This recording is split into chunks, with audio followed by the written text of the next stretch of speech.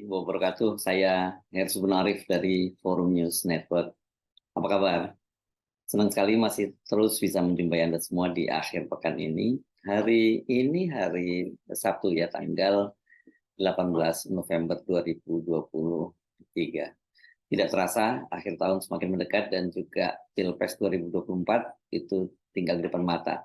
Tetapi kelihatannya kalau kita mencermati apa yang terjadi, Pilpres 2024 ini bakal makin gak asik ya. Tangan-tangan kekuasaan mulai bergentayangan di kampus-kampus menentukan siapa capres dan cawapres yang boleh masuk, yang boleh datang memberi kuliah, dan siapa yang tidak boleh. Siapa yang harus dicegah dan ditolak masuk. Korban pertamanya siapa lagi kalau bukan calon presiden nomor 1 Anies Baswedan.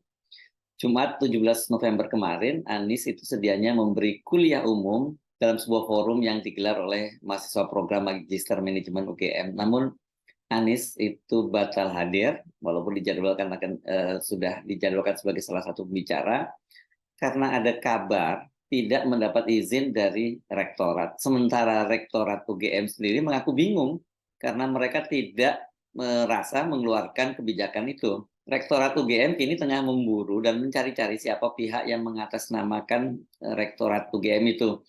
Untuk amannya, sementara kita sebut saja ini yang melarang adalah tangan-tangan kekuasaan yang misterius. Ya, bagaimana kita nggak sebut misterius kalau ada panitia mendapat informasi, diberitahu ada dari seseorang yang mengatasnamakan diri dari rektorat, tapi kemudian ternyata rektorat sendiri tidak merasa menyampaikan larangan itu.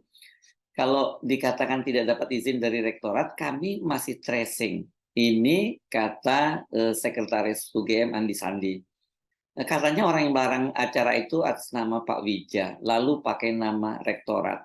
Saya mau tanya, Pak Wija itu siapa di UGM? Itu kata Andi Sandi kepada wartawan.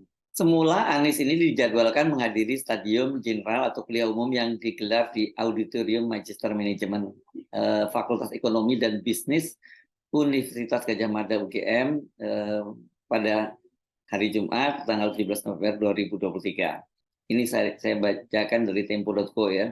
Acaranya itu bertajuk Finding the Justice Governance Path for the Development of Indonesia. Kemudian Jakarta, kota kolaborasi as a pioneer sharing city in Indonesia. Dan acara itu diinisiasi Forum Indonesia Future bersama dengan Indonesia. Anies sedianya itu dijadwalkan menjadi pembicara bersama sejumlah narasumber lain seperti Lars Bo Larsen, Duta Besar Denmark, kemudian Lambert Grisne, Duta Besar Belanda, Zulfikar Amir, ini seorang profesor dari NTU Singapura, Elisa Sutanujaya dari Rujak Urban Studies, dan Tri Mulyani Sunar Harum, pakar urban planning dari UGM. Di tengah kami sedang konfirmasi beliau, maksudnya Anies untuk datang acara ini, muncul rekomendasi dari pengelola di UGM ini yang tidak menyarankan kehadiran tokoh ini, maksudnya Anies ya. Ini kata Ketua Panitia Acara Muhammad Khalid. Dia ditemui di lokasi acara. Tidak adanya rekomendasi pengelola UGM yang disebut meneruskan dari pimpinan kampus itu, kata Khalid, karena sosok Anies dianggap melekat dengan unsur politis di fase-fase menjelang pemilu 2024. Meskipun kami sudah menjelaskan sejak awal bahwa acara ini pure mimbar akademik, tidak ada endorse politik, kampanye politik, mobilisasi massa maupun atribut politik. Kata Khalid, dia ini sebelumnya adalah Ketua Badan Eksekutif Keluarga Mahasiswa UGM. Khalid membeberkan status auditorium UGM yang di bawah Fakultas Ekonomi UGM dalam acara itu memang hanyalah sewa tempat saja. Pihak panitia pun menyadari karena berada di lingkungan kampus, maka sejak awal semua atribut politik tidak diperkenankan. Namun dengan munculnya rekomendasi tidak diizinkannya Anies Baswedan hadir, membuat panitia pun bertanya-tanya. Sehari sebelumnya, ini tanggal 16 November, bukankah Ganjar Pranowo juga bisa hadir dalam acara pengukuhan guru besar UGM? Kenapa ini tidak diizinkan, kata Khalid. Ini kan wajar juga kalau ada muncul pertanyaan semacam itu ya, karena kan mereka sama-sama calon presiden. Dan keduanya ini ya sama-sama alumni UGM pula. Itu hanya saja sekarang ini Ganjar Pranowo itu adalah ketua Korp alumni Gadjah Mada atau Kagama.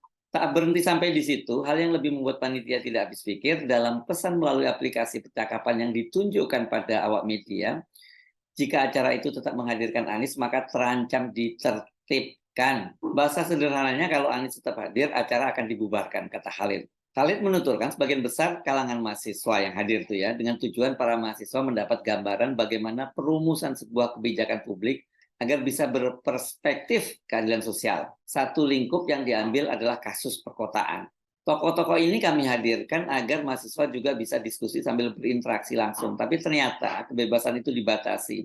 Ini perlu menjadi perhatian, kata Khalid. Harapan kami dalam masa tahun politik seperti ini, diskusi akademik di lingkungan kampus tidak diberangus agar masyarakat bisa mendapat gambaran gagasan para tokoh, bukan hanya politik hore-hore. Nah, ini penjelasan dari Sekretaris UGM, Andi Sandi, itu saat dikonfirmasi justru dia mengaku kaget dengan informasi gagalnya Anies hadir dalam forum di UGM itu. Menurut dia, UGM akan selalu terbuka pada tokoh apapun latar belakangnya untuk hadir di acara yang digelar di kampus itu sepanjang tidak ada unsur politik selain mimbar akademik. Apalagi Mas Anies alumni kami, kan UGM juga rumah beliau, beliau juga bagian dari Kagama, keluarga alumni Universitas Gadjah Mada. Beliau tentu tidak akan melanggar prinsip-prinsip akademis yang berlaku dan kami welcome saja, kata Andi. Termasuk bila Pak Prabowo atau Mas Gibran yang bukan alumni pun silakan saja hadir dalam forum-forum akademik di UGM dengan ketentuan yang berlaku. Gagalnya Anies dalam forum itu menurut Andi, UGM saat ini justru sedang menelusuri pihak yang diajak berkomunikasi dengan panitia acara, apalagi sampai mengatasnamakan rektorat, sehingga sampai membuat suasana jadi memojokkan pihak UGM. Sebab dari rektorat juga belum ada yang memberikan statement apapun soal acara itu karena belum mengetahui acara itu. Selain dilarang mendatangkan Anies, pihak panitia acara itu juga mengaku sempat diminta pihak yang mengaku rektorat untuk mencopot spanduk acara yang bergambar Anies di lokasi UGM. Nah, jadi siapa dong kalau begitu ya yang melarang ini kalau rektorat menyatakan tidak pernah melakukan pelarangan semacam itu. Lepas dari siapa yang mencegah Anies dan pengakuan rektorat UGM mereka tidak tahu menahu soal itu, namun bagi kalangan yang dekat dengan Anies, pelarangan semacam itu tidak selalu mengejutkan ya yang datang dari UGM itu. Kendati Anies adalah jebolan UGM, alumni UGM, namun sudah sejak lama dia ini dicegah masuk ke kampus biru itu. Ya, di persona non grata gitu ya. Ini terjadi pasca Anies terpilih menjadi Gubernur DKI Jakarta pada Pilkada 2017. Jadi Anies itu tidak pernah mendapatkan izin untuk masuk ke kampus UGM. Kebijakan tidak resmi itu tampaknya dikaitkan dengan rivalitas Anies dengan Presiden Jokowi, dan ini adalah bagian besar dari skenario Jokowi untuk mencegah Anies melenggang menuju Pilpres 2024. Kita tahu ya, kan pada Pilkada 2017 itu Presiden Jokowi sebenarnya menginginkan Ahok dan Jarot yang menjadi gubernur suksesor dia, begitu ya. Dan pada waktu itu akhirnya muncul Anies yang menjadi kompetitornya, dan Anies kemudian memenangkan Pilkada 2017. Dan sejak Anies terpilih menjadi Gubernur DKI Jakarta itu banyak sekali kebijakan di Anies di Jakarta juga yang coba disabot di istana. Saya kira yang paling mencolok perhatian publik adalah pada waktu gelaran balapan mobil listrik Formula E yang waktu itu tarik ulur perizinannya, dan kemudian Presiden Jokowi toh akhirnya hadir juga meninjau lokasi itu dan hadir juga dalam kegiatan, tetapi BUMN tidak ada satupun yang memberikan sponsornya, gitu ya. Sama-sama berasal dari UGM. Ini kalau saya menyebut sama-sama berasal dari UGM ini pasti banyak yang protes karena katanya sekarang kan ijazah Pak Jokowi, keaslian ijazah Pak Jokowi dari UGM itu dipertanyakan gitu ya. Tapi saya sementara memilih yang fakta pengadilan saja dulu ya, bahwa ya sama-sama dari UGM gitu. Namun hubungan Jokowi dan Anies Baswedan ini sudah menjadi rahasia umum tidak berjalan dengan baik. Anies ini dianggap sebagai saingan dari Jokowi, ini matahari kembar ya, yang pokoknya nggak boleh bersinar lebih terang dari Jokowi lah. Anies itu baru bisa masuk lagi ke kampus UGM ketika 2 tahun lalu ya, bicara dalam acara Ramadan di Masjid kampus UGM. Ini acaranya sangat viral gitu ya. Beda dengan Ganjar Pranowo yang bebas keluar masuk UGM.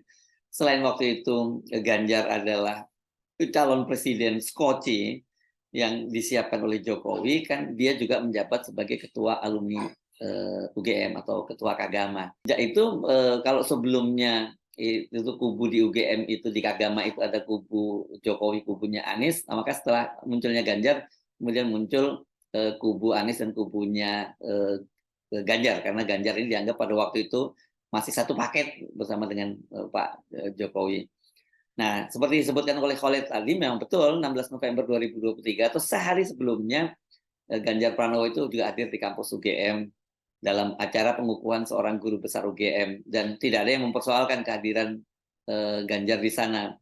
Dan yang lebih menarik perhatian publik adalah pada waktu itu selain Ganjar yang juga hadir Wakil Menteri Hukum dan HAM Profesor Edi Hiaris yang sudah ditetapkan sebagai tersangka dugaan gratifikasi oleh KPK. Jadi UGM kelihatannya nggak alergi dengan seorang alumninya yang menjadi pejabat pemerintah tapi menjadi tersangka, tetap disambut dan tetap dapat tempat di forum yang sangat terhormat, forum guru besar, karena memang Edi Hiaris ini adalah seorang guru besar. Tapi ada seorang kandidat presiden seperti Anies Baswedan malah dicekal. Pelarangan Anies masuk ke kampus UGM ini menyadarkan kita bahwa melalui tangan-tangan kekuasaan, Pilpres 2024 itu dipastikan akan terjadi banyak sekali kecurangan. Selain menggunakan tangan-tangan kekuasaan di aparat birokrasi dan penegak hukum, berbagai aturan juga dibuat. Ini yang menguntungkan bagi kandidat yang didukung oleh pemerintah atau setidaknya masih menjadi bagian dari pemerintah. Misalnya saja KPU itu aturannya tidak ada kewajiban seorang menteri yang menjadi capres atau cawapres mengundurkan diri selama masa kampanye. Mereka hanya diwajibkan cuti bila berkampanye di hari kerja. Namun, mereka bisa tetap berkampanye di hari libur resmi atau pada akhir pekan. Soal beginian kan bisa menimbulkan konflik kepentingan dan abuse of power, penyalahgunaan kekuasaan. Kan ini prakteknya biasalah, kemudian mereka membuat jadwal kegiatan kementerian yang harinya berurutan dengan hari libur atau akhir pekan. Misalnya membuat kegiatan di hari Jumat, begitu satu daerah mereka terbang dengan fasilitas negara dan juga bermalam dengan fasilitas negara, tapi kemudian mereka tidak segera pulang. Jadi dilanjutkan sampai hari Sabtu dan Ahad, begitu untuk kegiatan kampanye. Baru Seninnya lagi mereka pulang kembali Jakarta dengan fasilitas negara. Praktek-praktek semacam itu banyak terjadi, memang belum terjadi pada para kandidat capres ya, karena mereka belum mulai kampanye seperti itu. Tetapi sejumlah politisi yang menjadi menteri atau wakil menteri melakukan kegiatan semacam ini. Bahkan mereka juga tetap mengisi hari liburnya itu dengan beberapa program pemerintah, tapi yang kemudian dikaitkan dengan kampanye dari partai yang bersangkutan.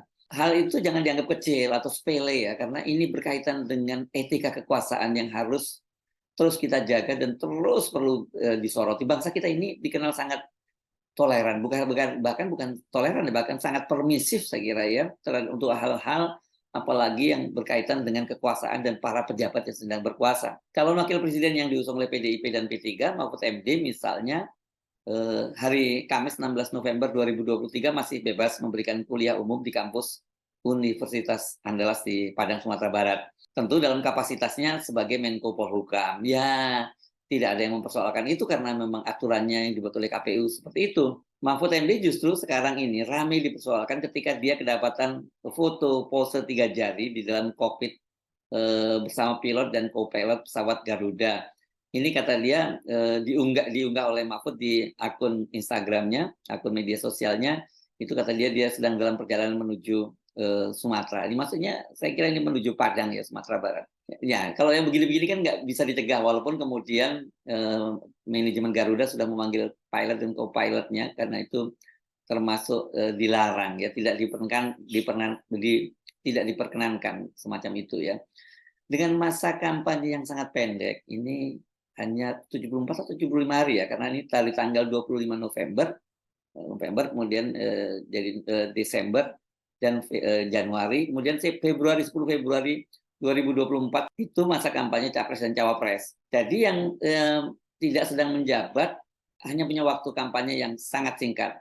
Namun bagi mereka yang masih menjabat di pemerintahan, khususnya seperti Menteri Pertahanan Prabowo Subianto dan Menko Polhukam Mahfud MD, mereka masih terus bisa berkampanye di hari-hari tenang ya. Ini ya tentu memang tidak langsung berkampanye, tapi dengan posisinya sebagai pejabat publik dan bicara di media, ya terus bicara di media atau bertemu melakukan kegiatan-kegiatan yang dikaitkan dengan kegiatan dari kantor masing-masing, ya mereka ini masih terus muncul di media massa.